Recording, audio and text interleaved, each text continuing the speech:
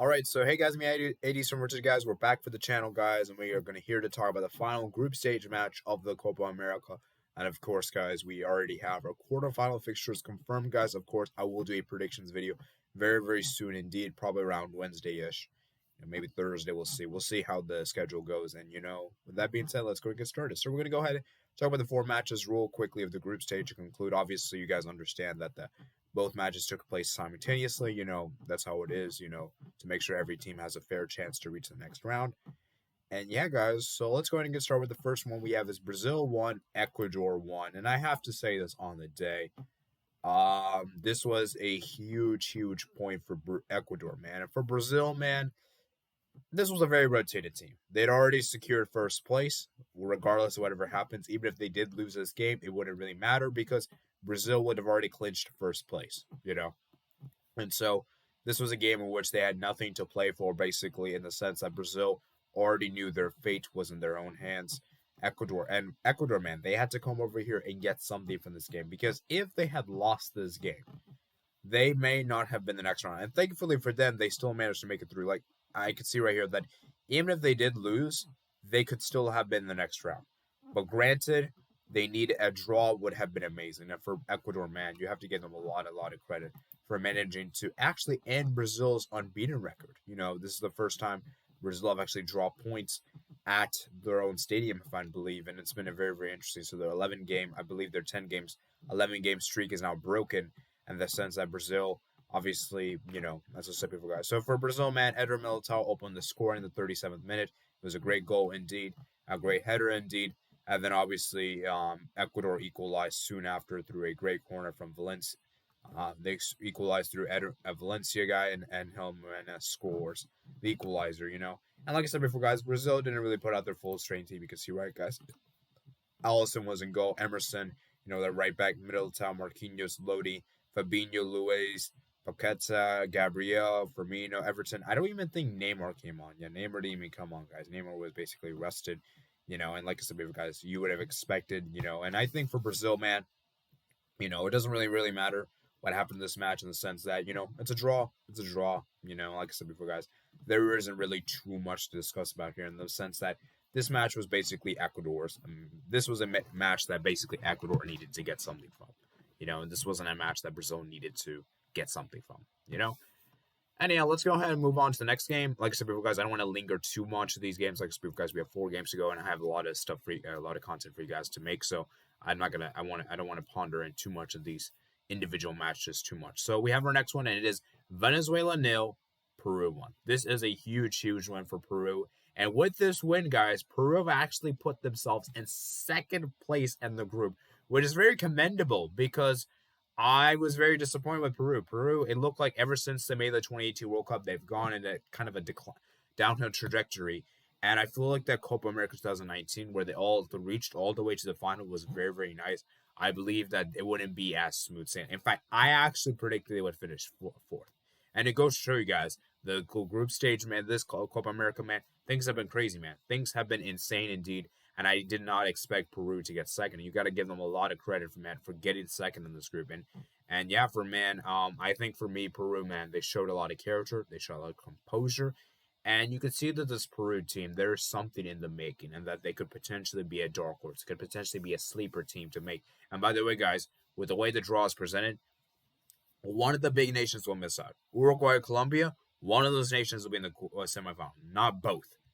One of those nations. And it's going to be interesting to see how Peru do. And I just feel like for me, Peru, man, they could really do something here. And I really feel like they can make another Cinderella story in the sense that they could do something, Obviously, though, they have like Paraguay that's on the front, and if they were to beat Paraguay, they would face the winner of Brazil and Chile. And so perhaps in the sense that maybe semifinal might be the reach, but who knows, man? If they get to the final, you never know, man. But anyways, let's go back to this match in particular. For me, Peru, man, I think you have to give them a lot of credit, as I said before, guys. I think they played really well indeed. And that goal they scored was a very kind of a weird goal. Basically, it came from the corner, and it was basically like a nice free, basically pass, and he basically put in an empty net. And basically, overall, man, it's a huge win for Peru, man. As far as Venezuela is concerned, as I said before, guys, Venezuela, for me, they tend to disappoint. I haven't really been impressed with Venezuela whatsoever in this tournament. they haven't really been that impressive. And there's one person like you got to give a lot of credit to for Venezuela's far ends, because this guy, in my opinion, kept Venezuela in. Because if it wasn't for his heroic saves whatsoever, Venezuela would have finished bottom of the group with probably no points. I mean, that's how bad they were, honestly. I wasn't really impressed with Venezuela. But, as I was saying, they went a 5-4-1, very, very defensive type of formation. You can see, right, guys, Peru, they made a really good, strong deal. Look at Galis, he was very good indeed. And yeah, guys, so overall, man, huge, huge win for Peru, man. And I think they could do something. I think they could do something. You could look at stats right, 12 shots for Antara. Very, very even game with them, just a little bit more possession for them. And, overall, man, I think for me, Peru, man, it's a good, good win indeed. So we're going to go ahead and move on to the next game. And we're going to go ahead and talk about Uruguay 1, Paraguay 0. For me, man, Uruguay, man, yeah, this was very, very disappointing for Uruguay. Uruguay, man. I actually predicted this would finish 0-0. And almost, to be fair, guys, I was very close with my prediction. I was very, very close to my prediction. In the sense that I really was disappointed with Uruguay. Uruguay, for me, man, they just look really flat. I mean, the fact that they were only able to score one goal, and that goal came from the penalty spot, just tells you everything, man. And I just feel like for me, man, Uruguay, man, they seem to struggle in front of goal. They seem to cannot score a goal. And I understand Suarez didn't start in this game. Obviously, he didn't. But even still, even with Cavani himself, you would still expect Uruguay to do much better. And Paraguay, man. Paraguay were very defensively good, 4-4-2. And so it's very, very frustrating for the opponent to deal with. And I just feel like for me, man, Uruguay, man, like I said before, guys, Cavani scored for the penalty spot. I believe it was, let me see who got that, who gave away that foul. I think, let me see. Yeah, I think, I forgot who was taken down beside the box. I think it might have been Vecino. I think he was taken down inside the box, if I'm not mistaken. And upside Cavani, how Cavani scored. Like I said before, guys, there wasn't really too much to this game. Like I said before, guys, Uruguay, they always had that clinical edge. And like I said before, guys, Paraguay, man, they just can't seem to score a goal. And as I said before, guys, I told you guys in my predictions video that Paraguay, to me, just seemed like a type of team that's just going to be satisfied with a draw. They're going to go just for the draw and whatsoever, man. And they're kind of draw merchants, to be honest with you guys. But to be fair, though, Paraguay didn't do as bad as I expected them to do. They did a little bit better than I expected. And so in the sense, I feel like they could do something here. Look at the table, guys. Where is the table?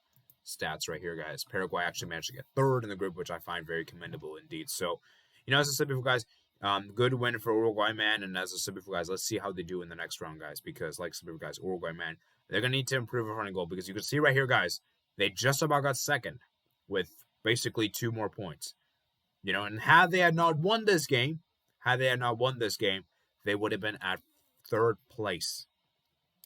Actually, 4th, I think, because Paraguay have a better goal difference. So, like I said before, guys, it's a huge that Uruguay won this game, because had they won this game, guys, Uruguay, man, it would look really rough indeed. So we're going to move on to the final match indeed. And of course, you guys know I watched this one in particular significantly, and that is Bolivia 1, Argentina 4. This was a huge, huge win for Argentina, guys. Obviously, Argentina, we're very, very happy with the scoreline here. But I will say this, though, about Argentina. This is probably the worst team in CONMEBOL, guys. This is the worst team in CONMEBOL, and that is Bolivia. Now, I'm not trying to say that to make it seem like that, hey, I'm trying to criticize Argentina. Of course, but I'm just saying this just to give you guys facts, because as good as this performance was, this is against the bottom team, as I said before, guys.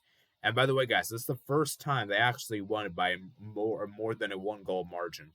Which goes to show, guys, this Argentine team, there's still a lot of issues. But I still do believe that Argentina have the potential, and I think they have the squad to do so they can get to the final indeed. So you can look at the lineup here, guys. You can see right here, guys, there were some big, big players included. Obviously, Armani was a pretty big inclusion there, and obviously Pezzella. You would expect Otamendi to be there, and Lisandro Martinez, which I thought was interesting. No, Rodrigo de Paul, which was really interesting. And of course, you have that attacking trio, quad of Alejandro Gomez left, Aguero in the middle, Aguero in the striker position, Carrera on the right. And I could tell you guys, Alejandro Papu Gomez, man, this guy is a phenomenal player. And this guy, for me, he has scored in back-to-back games for Argentina, which I find very, very huge indeed. And that first goal from Papu Gomez, man, what an assist from that was from Messi, man. And that was a great goal indeed. Great, great goal indeed from Alejandro Gomez. The second goal came from Lionel Messi, basically through the penalty spot. Messi was taken down inside the box. Messi steps up, and he scores the penalty. to make it 2-0. And then the third goal came from a beautiful chip shot from Messi. Aguero provides the assist. Aguero to Messi, and Messi makes it 3-0. And then basically a mistake that was from the Argentine defense. I think it was Lisandro Martinez. And Sevendre equalizes. I mean, not equalizes. Gets one back for Bolivia. And then finally, as soon as Lautaro Martinez came on, a rebounder effort, I believe it was from Angel Carrera, fell nicely to Lautaro, and Lautaro scored to make it 4-1 to Argentina. As I said before, guys, Argentina, man, this is their tournament to win at this point. And like I said before, guys, I really do believe that this is Messi's last Copa America. I can't see him playing in 2024. I want to say 2024. And so, as I said before, guys, this is Argentina. So let's go ahead and look at how the group finished, and we're gonna go ahead and look about the quarterfinals real quickly. Of course, obviously, I'm not gonna give predictions yet because I'm gonna save that for a future video. But I just want to talk about the quarterfinals real quick and share with you guys. Just talk about. Let's just look and let's see what happens. So let's go ahead and look at Group A real quick. So Group A, we have Argentina top in the group with 10 points. Uruguay coming in second with 7 points. Paraguay coming in third with 6 points. Chile coming in fourth with 5 points. So as you can see, right, guys, 10, 7, 6, 5. Okay. Then for Group B, we have Brazil top in the group with 10 points. Peru coming in second with 7 points. Colombia coming in third with 4 points, and Ecuador coming in fourth with 3 points, guys. You can see, right, guys, interesting indeed. In the fifth place came Venezuela with 2 points indeed. So let's go look at the quarterfinals, guys. We got some interesting ones. We have Peru versus Paraguay, and then we have Brazil versus Chile, and then we have Uruguay versus Colombia, Argentina versus Ecuador. We got some great matches, man. I'm really looking forward to the Uruguay-Colombia one because I think that'd be a really good one. Brazil-Chile could also be a good one as well. And yeah, guys, so I think the quarterfinals is set. As you can see, right, guys, the dates have already been confirmed. You got Friday, Saturday, and then guess what, guys? The semifinals. Monday, July 5th, Tuesday, July 6th. And then third place is on July 9th, and then the final is July 10th. So, guys, this Copa America, we're getting to the good stuff, and this is where the knockout stage. The knockout stage is where things get really exciting indeed. So that's it for today, guys. Like I said before, guys, I didn't want to. I did a quick recap of all the games in the Copa America, guys. There were some really good matches there in the Copa America, and like I said before, guys, I know many people aren't going to discuss the Copa America because they're all invested in the Euros. And trust me, man, the Euros has been amazing. The Euros has definitely been amazing. I've definitely been impressed with the Euros. However, as I said before, guys, it's the Copa America. Copa America has also been great too as well. So remember, guys, to like, comment, and subscribe. Check out my description below, my Twitter, Discord, and my email. And I'll see you guys later. Peace out.